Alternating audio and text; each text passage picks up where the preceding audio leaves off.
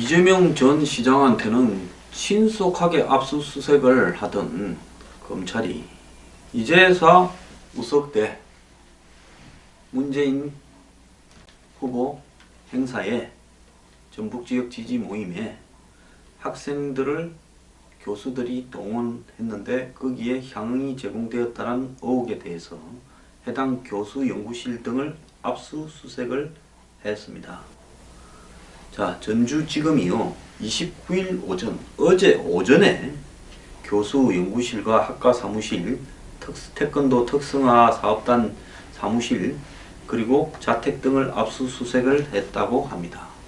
벌써 문제 터져서 시끄러워진 지가 한 달이 넘었는데 이제서 하드디스크 등을 압수해서 분석하면 뭐가 남았겠나 하는 생각도 들고, 선관위가 27일날 태권도 학과장 최모 교수 등 전현직 우석대 관계자 4명을 전주지검에 고발을 했습니다. 저도 선관위에 의해서 고발이 되어봐서 잘 아는데 선관위 고발은 굉장히 일반 고발하고는 이렇게 달라서요 무겁습니다.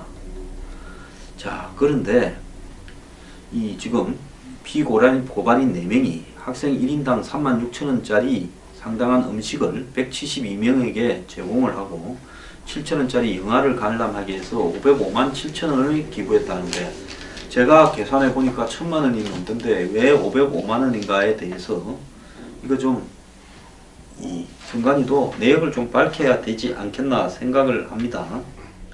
당연히요, 그냥 캠프에 머리수 채우려고 5만원에 해당되는 1인당 향응을 제공했을 거라고는 보지 않고요, 선거에도 참여시켰을 거라고 보는데, 지금 언론 보도에 따르면 학생들은 민주당 대선 경선 선거인단에도 참여하라고 요청을 받았다라는 말도 지금 나오고 있고, 자, 이 사건이 알려지니까 자발적으로 다 참여했다라는 어떤 이 일종의 사건 허위 정언과 조작도 교수들에 의해서 있었다라는 건데요.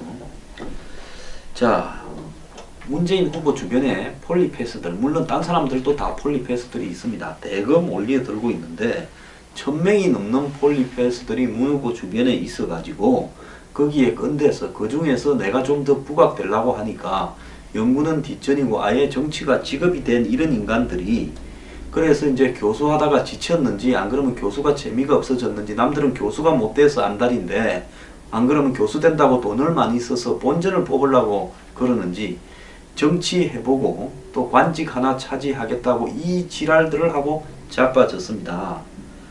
자, 이거의 적폐 아닙니까? 문 후보가 되면 적폐가요, 자기 주변에 줄 서 있는 교수들 1,000명의 비리를 조사하는 게 저는 적폐라고 보는데, 자, 문제는 수사 똑바로 해라는 겁니다. 지금 어제도 이야기했지만은 이 학생들이요 1인당 250만원의 과태료를 갖다가 물어야 될 지금 상황입니다. 아마 꼼짝 못하고 그래야 될 것 같은데요. 항상 남의 불행에 날카롭게 칼질을 하는 박지원 국민의당 대표는 자신의 페이스북에 참으로 한심한 작태다, 5년 전 대선 후보로 영혼이 맑았다는 평을 받던 문 후보께서 이렇게 탐욕스럽게 변했다는 사실을 믿을 수가 없다, 이제 스스로 떠날 때가 됐다 라고 비판을 했습니다. 자, 그런데 이 뷔페 레스토랑의 36,000원 식사와 그 다음에 영화비 7,000원 등 비용을 폴리패스 교수들이 지돈냈을 가능성은 없습니다.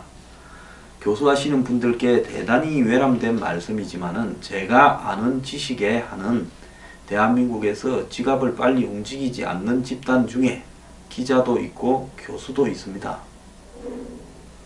자, 그래서 교수들이 냈을 거라고는 보지 않습니다.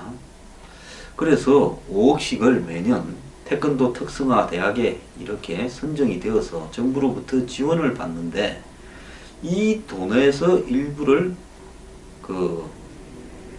사용을 했다고 지금 알려지고 있는데 사실관계는 저도 아직 확인을 못했습니다. 아마 그럴 거라 보입니다. 자, 이 선관위 조사에서 교과 수업의 일환이다, 뭐너무 방학 중에 애들 불러다가 영화 보게 하고 그 다음에 반미기고 정치 행사 끌고 갔다가 투표하게 하는 게 교과 수업의 일환인지 이 사람 문 후보 지지하는 전북지역 대학 교수 100인에 2012년에 포함되어 있었고 문 후보 측근 인사인 안도현 그 똑같은 우석대 문해창작과 교수하고도 잘 아는 사이 아니겠습니까? 그런데 정치판에는 공짜가 없습니다.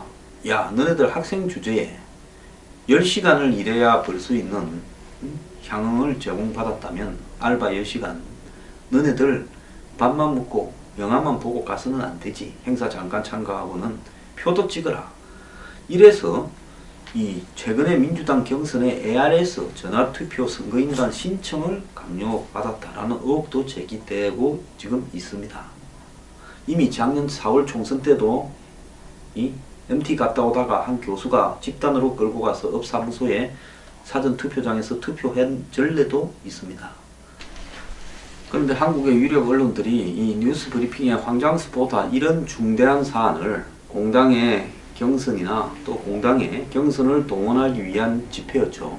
6월 15일부터 제가 경선 선거인단 모집이 되는데 전북에 6월 12일 날 가서 지지 모임 행사를 가졌고 그 자리에 학생을 참여시켰고 그 학생들이 향응을 제공받은 다음에 결국은 거기 앉았던 사람들은 그 체육관에 다 문 후보를 지지해서 경선에 참가할 사람들을 상대로 문 후보가 했지. 경선하고는 아무 상관도 없는 사람을 그 바쁜 와중에 들러서 직접 연설도 하고 행사 갔겠습니까? 결국 그 사람들이 서로시 다 경선에 선거인단으로 갔는데 실제로 지금 경선 선거인단으로 참여하라고 요청도 있었다라는 보도가 나오고 있지 않습니까? 조배수 국민의당 정책위 의장은 이분 전북이 지역구니까 내용을 잘 아시겠죠.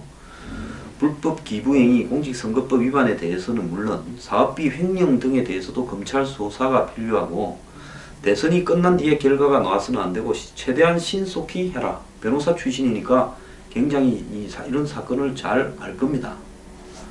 자, 문 후보 측에서는 이미 개표 결과가 유출되는 등 여러 가지 문제들이 발생을 하고 있는데 이런 부분들이 벌어지는 상황을 이렇게 어설프게 수사하고 질질 끌어서는 안 된다라고 이야기를 합니다.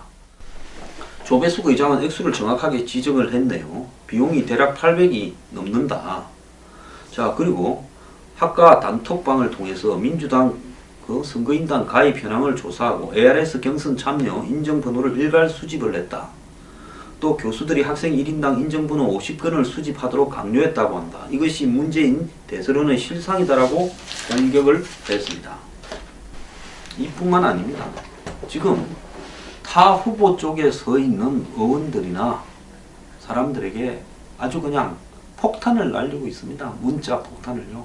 문재인 후보 측은 자신들이 모르는 일이라고 물론 계속 이야기를 합니다. 오죽하면요. 박영선 의원이 29일 친문 네티즌들의 비문의 인사에 대한 문자 폭탄 실태를 공개했겠습니까? 박영선 의원은 안희정 후보를 지지하고 있죠.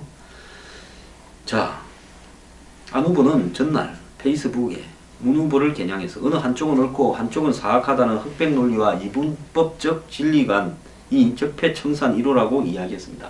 너것만 잘났다고 항상 남을 공격하지 마라 이런 이야기겠죠. 박 의원이 공개한 페이스북 내용은요. 문재인 지킴이 10만 대군 모여라는 제목의 채팅방에 당에서 나가라고 한마디씩 하자며 비난 문자를 독려하는 대화를 주고받은 그 화면 사진을 공개했는데요.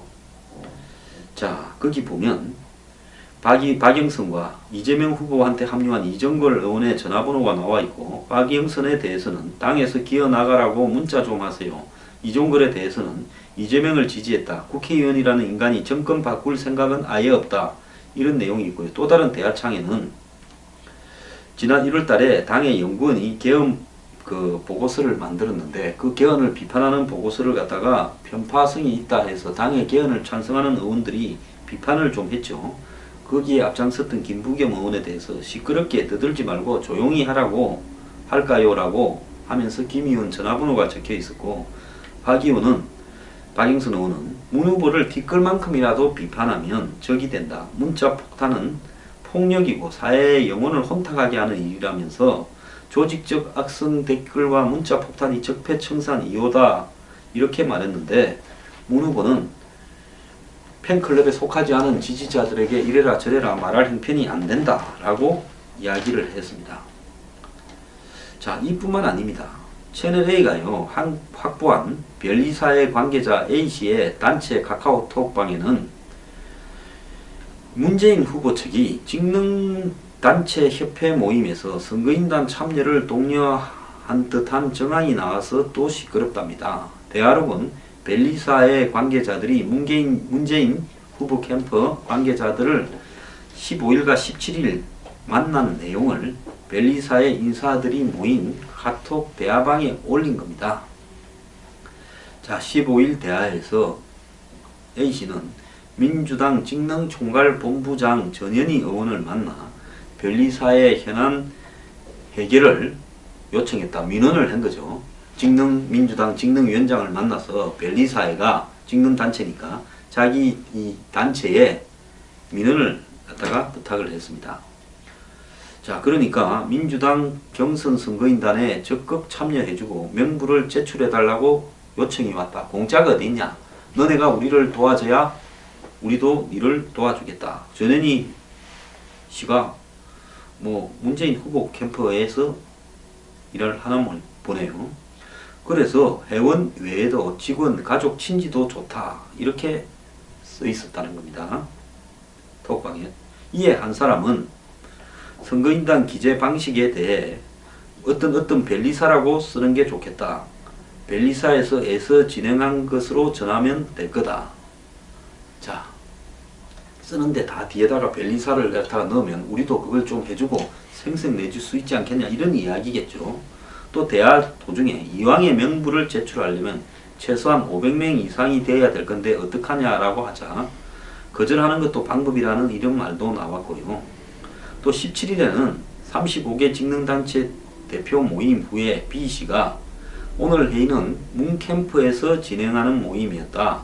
문캠프 지지를 호소하면서 문 후보가 당 후보로 당선되면 직능단체 소속 지지자들을 당 차원의 대선 캠프 특보로 모시려 한다 하는 말도 들어있습니다. 그러니까 너네가 지금 경선을 할 때 우리를 도와줘야 문 후보가 이제 당의 후보로 정해지면 대선 후보 이렇게 특보시켜줄게 이런 이야기입니다. 이날 회의는 문캠프에서 활동하는 전현희 외에 송영길 총괄본부장, 노영민 조직본부장, 이분 국회의원 사무실에 카드 단말기 놓고 자기 책 팔아는 분이죠. 그래서 전현희 의원은 공개적으로 직능단체들의 의견을 들어 캠프에 전달하는 과정이었고 특보 제의는 없었다. 그런 위치에 있지도 않다 이랬고 직능단체 분들이 선거인단을 열심히 모으고 있다 이야기를 했어. 고맙다. 많이 도와달라 이야기를 했고 문재인 이름은 꺼내지도 않았다. 단체들이 자발적으로 문 후보 쪽에 끈을 대기 위해서 선거인단을 모집했다.